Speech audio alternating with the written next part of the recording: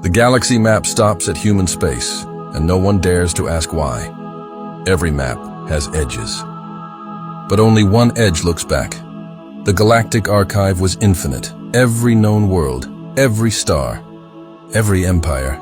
It all shimmered across the holomap like constellations of glass and flame. Except one. A single region at the center of the spiral arm.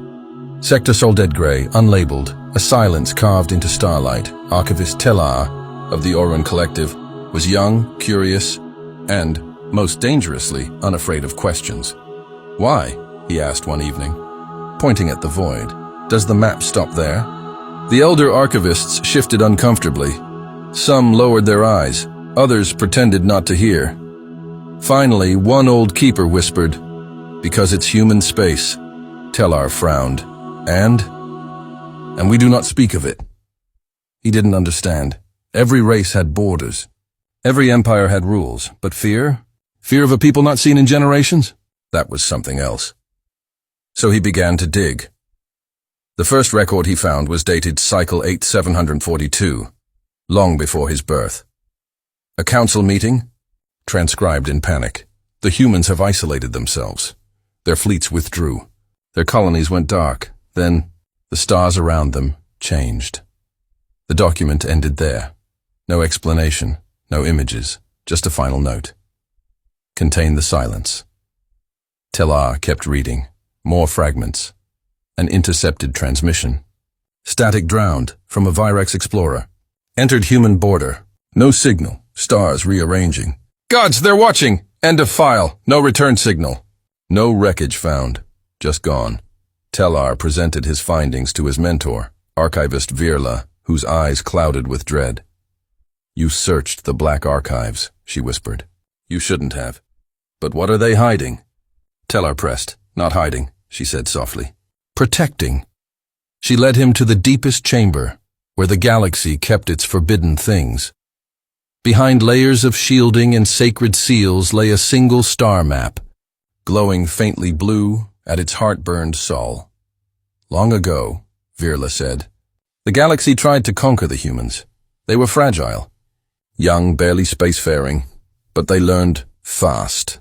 Faster than any species before them." She paused, touching the map.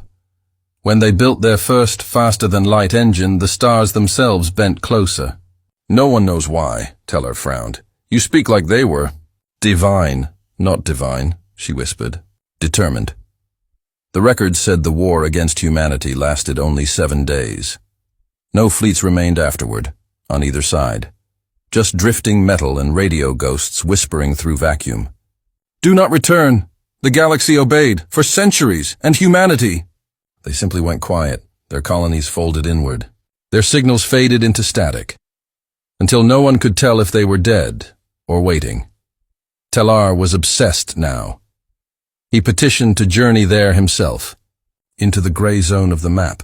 His request was denied. He went anyway. The border of human space wasn't marked by buoys or defenses. It was marked by stillness, no drift, no dust, not even background radiation. His ship's sensors returned nonsense, as if reality itself refused to calculate beyond that line.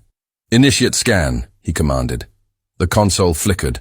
Warning glyphs bloomed across every surface. Then, a voice. "You shouldn't be here." He froze. It wasn't mechanical. It was human. "Identify yourself," Telar stammered. "You looked," the voice said gently, almost sad. "Most don't." The holomap before him came alive, stars moving, rearranging into spirals, faces, memories. "What are you?" he whispered.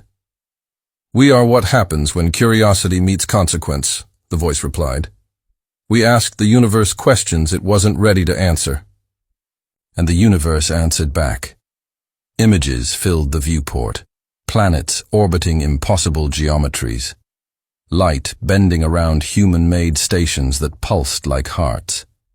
And then, Earth itself, glowing like dawn incarnate. "You isolated yourselves," Telar said, awed. "No," the voice corrected. "We grew. Why hide?" "Because we learned what fear costs. The others still fight. Remember, a pause. Tell your kind. The map stops here not because we threaten you. It stops here because this is where danger ends. Tellar's sensors blinked red. His ship was being turned around. Not by force, but by space itself. Wait, he cried. What's beyond? What have you become? The voice sighed, kind, infinite.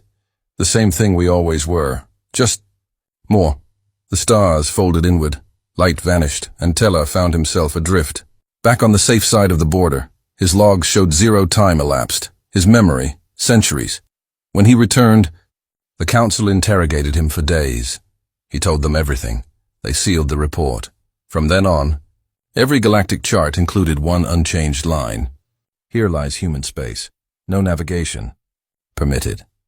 But rumors spread of ships that drift too, close and return decades older, of voices in static that whisper in lost languages, of maps that correct themselves when cartographers try to redraw them. Centuries later, a new archivist found Tellar's old log and played its final line, encoded in his voice.